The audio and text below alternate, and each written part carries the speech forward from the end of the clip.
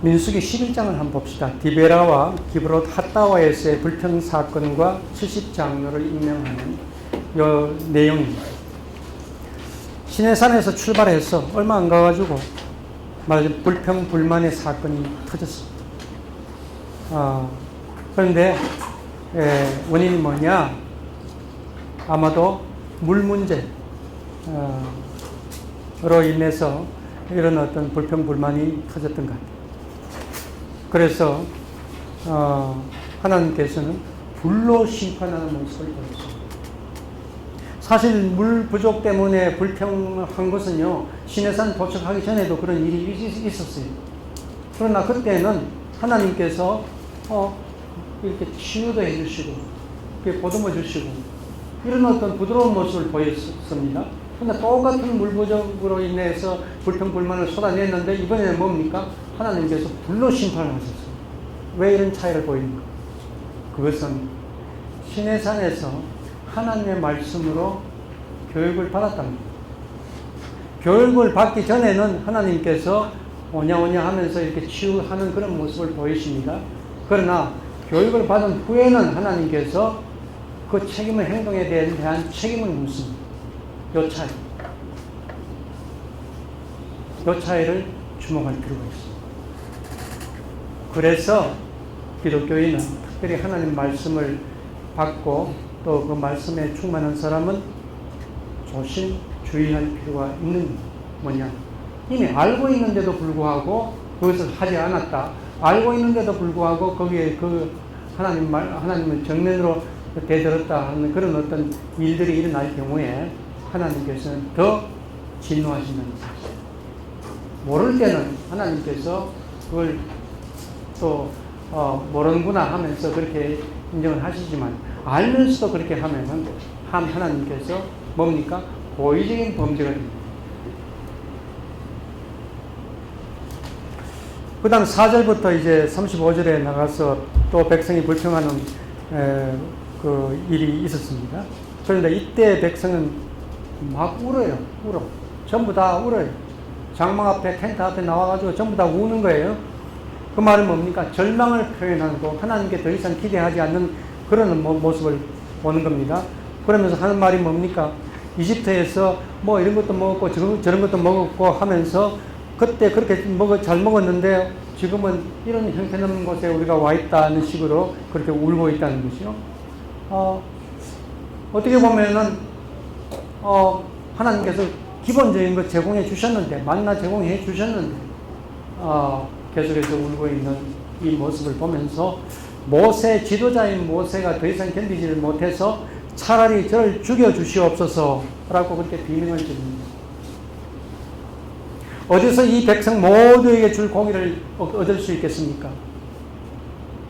하면서 모세가 지도자로서 그야말로 탈진하는 그런 모습을 보입니다. 그런데요, 여기에서 사용하는 그 단어를 좀 주목할 필요가 있습니다. 계속해서 모세는 이 백성 이렇게 표현합니다. 그러나 하나님은 어떻게 표현하냐면 내 백성 이렇게 표현합니다. 이 차이를 여러분 느끼실 수 있겠죠.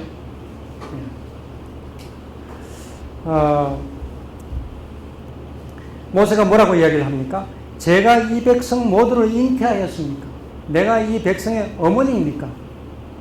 그러면서 하는 말이 저는 남자고요. 이 남자가 어떻게 젖먹이를 안고 지금 다니면서 어떻게 이 젖먹이를 키운다는 말입니까? 이런 이야기.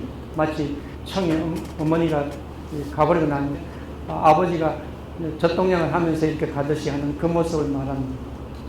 남자 유모가 어떻게 젖먹이를 키울 수 있습니까?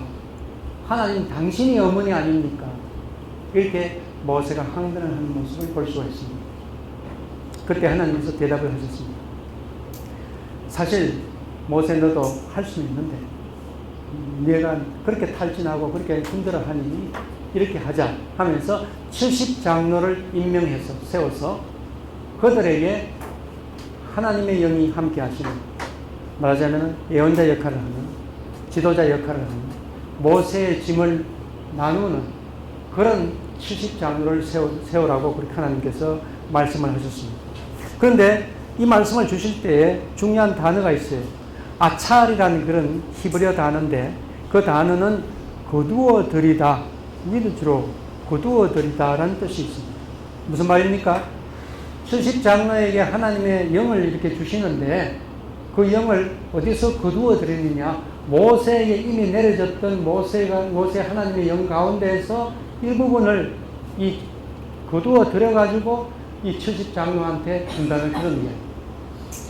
모세에게 주는 하나님의 영은 그대로 있고 70장로에게 새롭게 하나님의 영이 내려지는 게 아니고 모세에게 주었던 것 중에 일부분을 거두어 들여서 이렇게 나누어 드린다는 그런 것을 볼 수가 있습니다.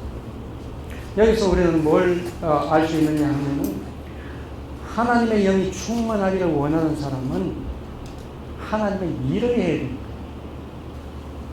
일을 하면은 하나님께서 그의 필요한 능력을 채워주십니다. 또 다르게 또 이야기를 해볼 것 같으면 내가 힘이 없고 능력이 없다고 했을 때 너무 겁내지 말고 하나님의 일이면 용감하게 맡아서 해보라는 거죠. 그러면 하나님께서 필요한 것을 제공해 주시고 하나님의 능력이 함께 하신다는 거죠. 그래서 하나님의 영으로 충만하기를 원하는 사람이 있다면 아주 내 몸에 힘겨울 정도로 열심히 일하려고 하는 계획을 세우고 추진을 해보라는 거죠. 하나님께서 능력으로 함께 하시는 것을 경험하게 된다는 것입니다. 모세에게 주신 두 번째 대답은 뭐냐면은 백성들이 고기를 원하는구나. 그럼 고기를 주어라. 라고 이야기를 하죠. 그러나 그 뒤에 이제 백성들이 많은 형벌을 받는 것을 볼 수가 있습니다. 그런데 이 70장로에게 하나님의 영이 임할 때에 무슨 사건이 일어나느냐 하면은 이 지금 이스라엘이 텐트를 치고 캠프를 치는 이 진이 있는데 진 바깥에 하나의 텐트가 있어요. 진 중앙에 텐트가 있어요. 진 중앙에 있는 텐트를 보통 회막, 성막 그렇게 이야기하고 레위 전체에서 가장 많이 이야기하는 그 텐트입니다. 그런데 또 다른 하나님의 그 텐트가 하나님이 임재하시는 텐트가 바깥에 또 있어요.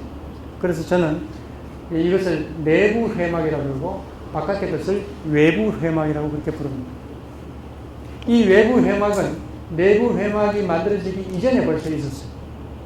그리고 외부 회막과의 차이는 뭐냐?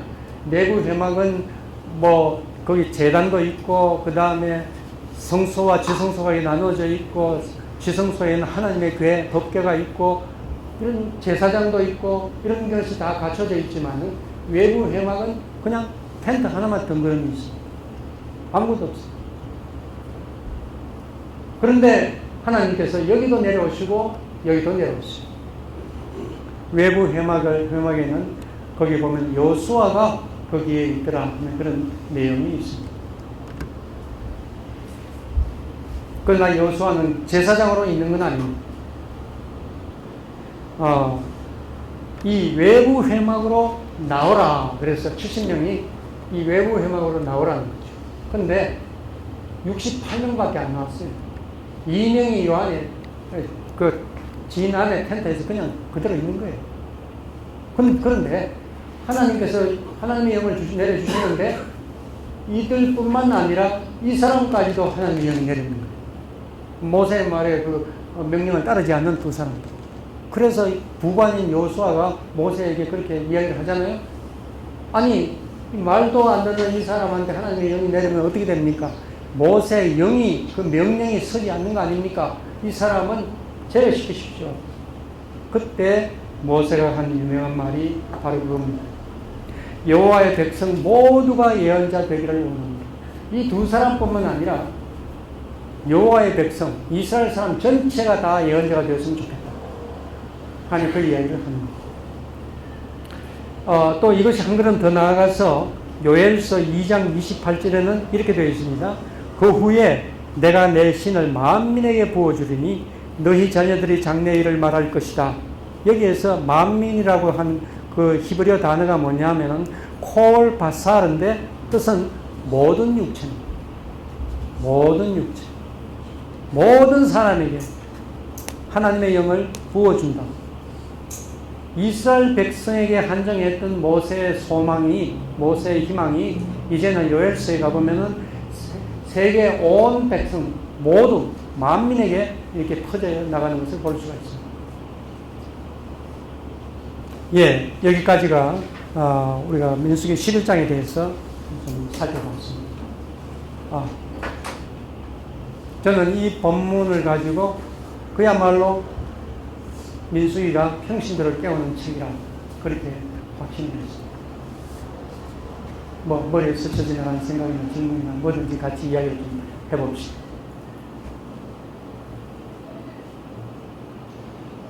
디비라에서 이스라엘 백성들이 물 때문에 부족한 면에서 불평을 했는데, 예, 교수님께서 말씀하신 일을 물을 받았기 때문에 그 이후에 책임을 묻는다. 그렇죠. 이렇게 한편으로 보는 인기를 성신도를 끼워오는 것이다라고 예. 한다면 성숙에 이르기를 원하는 그 단계적인 관계라고 해서 그렇죠. 책임을 묻는다라기보다는 훈련시킨다 그런 관점에서 보고 있습니다. 예. 예, 훈련의 과정일 수도 있습니다. 그러나 불로 심판을 했잖아요. 굉장히 엄중했어요. 훈련치고는 굉장히 강도 높은 훈련. 실제 훈련. 그냥 예비 훈련 한번 해보는 게 아니고 실제 훈련. 실전이에요, 실전. 그러니 뭘 이렇게 준비하고 하고 난 뒤에 나중에 실전에 투입하는 게 아니라 이거 완전히 실전에 그냥 투입하는구나 할 정도로 그런 느낌을 받아요. 그런데 사실 우리 인생이 어때요? 한번 연습해보고 인생을 살아본 사람이 있습니까? 태어날 때부터 실전에 투입되어 있어요. 지금 우리는. 한 번도 연습해본 적이 없어요.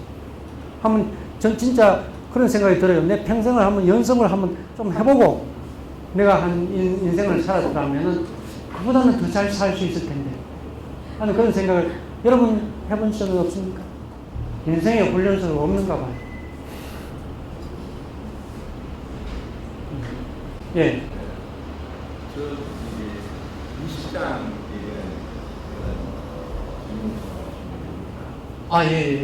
예. 광야를 저도 이제 가봤는데 예. 그 모래와 가스밖에 없는 데서 예. 물이 없으면 죽거든요. 그렇죠. 근데 그 물에 대한 그 반석을 쳐서 물을 이제 내는 사건을 예. 17장하고 예. 민수기 20장에 나오는데 예. 그것을 제가 보면서 왜 이와 같은 차이가 있을까 많은 이제 조심을 했습니다.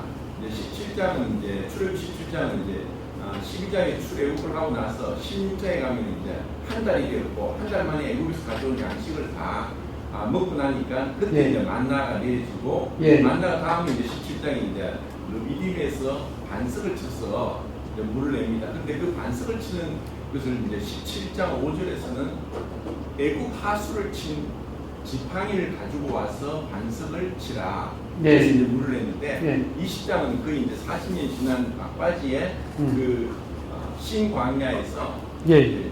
반석을 명하여서 물을 내라 하고 근데 모세가 반석을 두 번 침으로 물이 나왔지만 그 순에서 이제 모세가 광야에 가나안 땅에 못 들어갔는데 네. 왜 이런 끔찍한 일이 일어났을까? 예. 그래서 보니까 이제 20장 9절에 그 지팡이가 그 여호와 앞에 있던 그 아론의 상단 지팡이였다. 이렇게 이제 지팡이가 차이가 나는 것을 이제 보게 됐습니다. 그런데 이제 고린도전서 10장 4절에는 그 우리가 다 신령한 음료를 마셨음에 그 반석은 곧 그리스도다 하고 이렇게 고린도전서 10장 4절에 그 해석을 봤을 때 그리스도의 그 어떤 심판에 대한 그 십자가와 또 아론의 상단 그 부활의 어떤 그 상징적인 의미로 이것을 해석을 한다면은 너무 이게 좀 억측 같은 해석이 되는가 어떤 면에서 보십니까? 예. 우선 그 지팡이 차이 때문에 그랬을까 하는 것을 한번 질문을 해볼 필요가 있어요. 제가 그 살펴본 바에 의하면 핵심적인 것이 지팡이 차이라기보다도 하나님의 영광을 드러내느냐 하는데 좀 핵심이 있는 것 같아요. 어쨌든 지팡이 차이도 있다 그러면은 그것도 좀 눈여겨볼 필요가 있어요. 그런데 우리가 이제 구약과 신약을 이렇게 연결할 때 그런 장면 하나하나 가지고 그렇게 연결하려 하면은 자칫 잘못하면은 엉뚱하게 연결할 가능성이 좀 있어요. 뭘 우리가 연결을 해야 되느냐. 이 본문에서 나오는 핵심적인 메시지, 그걸 가지고 신약에 와서 다시 한번 연결을 해보고 또 우리의 그 삶의 현장하고 연결해보고 하는 이것이 훨씬 더 안전한 방법이에요. 예를 들면은 이것 때문에 이제 모세가 이제 약속의 땅에 못 들어갔다 했을 때의 핵심적인 것이 뭐냐고 했을 때 하나님의 영광을 드러내지 않고 자기의 영광을 드러냈다 하는 그런 핵심이 있다면 그걸 가지고 와서 신약에서 과연 하나님의 영광을 드러내지 않고 자기 영광을 드러내는 그런 케이스가 있는가 이렇게 연결하고 그 다음에 또 우리 삶의 현장에도 이렇게 연결하고 하는 것이 일단은 가장 안전한 방법 그런 생각이 들고 그 외에 좀 지역적인 것 가지고 이렇게 연결을 할 때는 맞는 경우도 있지만 때로는 조심할 필요 한 그 정도는 제가 이야기드릴게요. 예. 이 4페이지 2번에 보면 예. 아찰이라는 단어를 계속 설명해 주셨는데 예. 여기 보면 하나님이 장로들에게 하나님의 영을 내릴 때 모세에게 내린 영에서 일부를 거두어서 장로들에게 줬다고 말씀하셨습니다. 예. 예. 이게 의미가 조금 이해가 잘 안 가요. 예. 그게 우리 현재의 우리 번역에는 그렇게 안 되어 있죠. 예. 예. 그래서 번역을 새로 한 거. 이게 여기서 성령을 의미하는 거예요. 예, 맞습니다. 성령을. 예. 그 영을 나눈다면 모세가 받았는 영이 가령 이렇게 이해하게 됩니다. 모세가 받은 것이 100개인데 모세가 받은 것 가운데 한 70개를 빼서 나눠줬다 이런 의미로 이해할 수도 있거든요. 예, 예. 그렇게 되면은 성령이 물질적인 요소로 해석이 되면 좀 더 신학적으로 조금 약간 좀 남양이 있지 않나 생각이. 예, 예, 예. 사실은 그 하나님의 영을 갖다가 우리가 이야기할 때 이런 우리도 그런 표현을 쓰잖아요. 성령 충만 이런 표현을 쓰잖아요. 뭐 가볍게 오는 거 아니면 충만하게 오는 거 이런 식의 어떤 강도와 아니면 또 혹은 분량 뭐 이런 어떤 비슷한 우리 표현을 써요. 그런데 그런 표현에도 우리가 또 다른 걸 한번 생각해 봅시다. 아주 진한 사랑, 아주 강한 사랑, 이런 표현도 우리가 쓰잖아요. 그죠? 그러니 꼭히 거기 물질이 아니더라도 마음이 가고 강도가 있고 더 무게가 더 있고 덜 있고 하는 그런 어떤 차이는 우리가 생각해 볼 수 있지 않겠습니까? 하나님의 사랑이 그야말로 엄청날 수도 있고 좀 잔잔할 수도 있고 이렇듯이 하나님께서 영으로 우리에게 함께 하실 때도 아주 그 강하게 이렇게 오실 때도 있고 아주 잔잔하게 이렇게 오실 때도 있고 하는 그런 어떤 차이는 우리가 좀 이야기해 볼 수 있지 않겠습니까? 저는 그게 보면서 예. 나눠주신다는 하나님의 말씀. 예. 문학적인 표현이 아닙니까? 아, 그렇죠. 예. 그렇죠. 예. 70명이니까 이제 각기 이렇게 주니까 우리가 나눈다는 표현을 쓰지 사실은 적절하지 않은 표현일 수도 있습니다. 하나님의 영이 이렇게 가는 거죠. 중요한 것은 모세가 그만큼 많은 책임을 맡았을 경우에는 하나님께서 그에 걸맞는 하나님의 영이 폭포수처럼 이제 쏟아지는 어떤 그런 경험을 하도록 해 주시는 거예요. 그러나 그걸 다 감당을 못한다고 했을 때는 그것을 이 70명의 장로에게도 하나님께서 영이 함께 하시는데 모세에게 주었던 것을 일부 거두어들여서 이렇게 준다라는 이 표현이 히브리어에 있다는 거예요. 아찰이라는 단어가. 그래서 이제 그것을 이제 지적을 합니다. 그래서 그 11장 거기에 제가 번역한 것을 잠깐 한번 읽어드리겠습니다. 11장 17절이죠. 저는 이렇게 번역을 했어요. 내가 강림하여 거기서 너와 말하고 내게 임한 영에서 일부를 내가 취해서 그들에게 임하게 하리니 그들이 너와 함께 백성의 짐을 지리라. 우리 개정하고 좀 틀리죠. 예. 이렇게 저는 아차리라는 단어를 주목하면서 이렇게 번역을 했습니다. 예.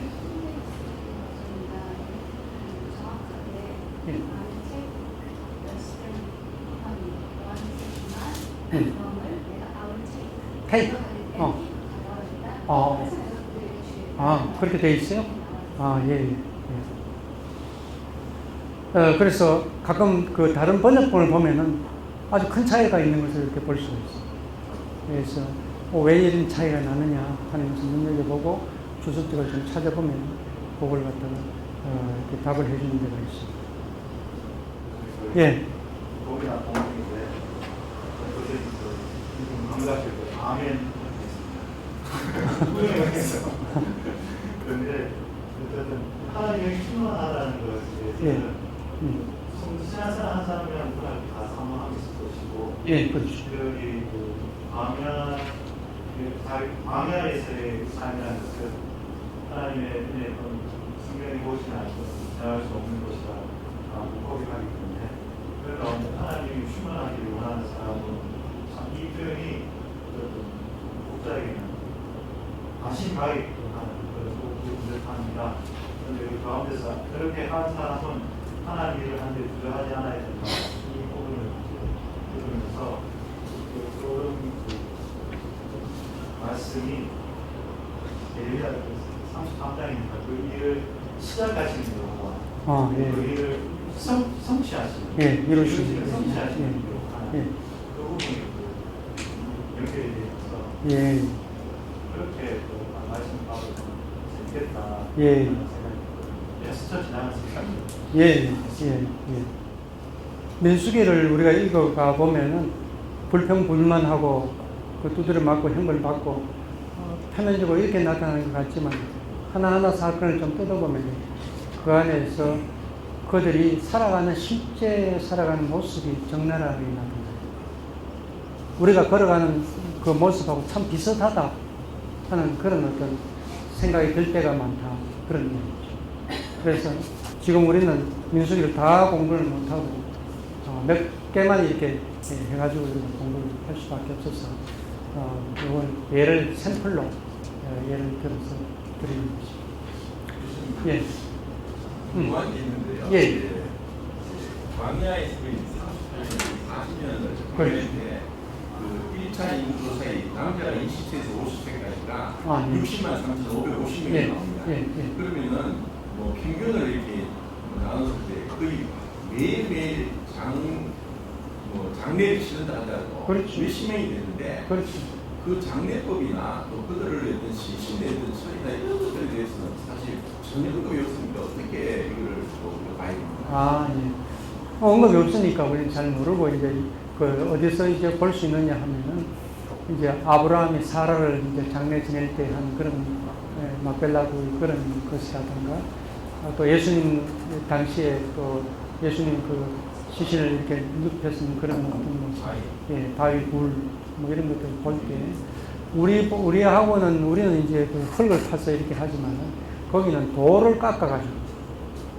깎아가지고 동굴을 만듭니다.